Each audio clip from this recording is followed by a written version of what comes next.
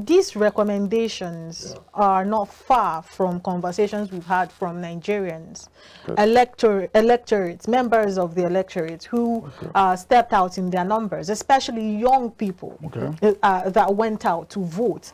And there has been talks around how that there are a lot of ambiguities surrounding the process, a lot of shadiness surrounding the process, and the pockets of violence that were experienced on that day that made it almost impossible for a great number of persons to exercise their franchise.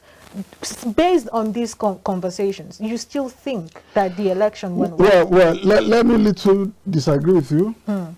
And we should look at this today, and we need to be honest to ourselves. Unless, if you did not come out throughout this election, that's when we will not see the truth.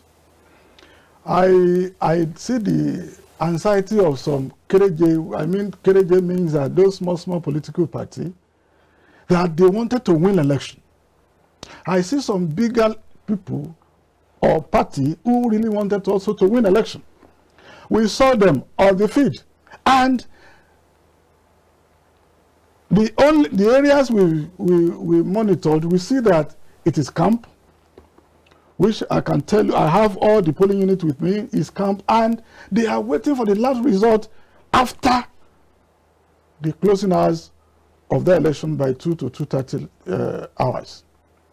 And all of them stood, nobody went to anywhere, they were there, counting it one after the other. And they are even refining that, is this one valid or invalid?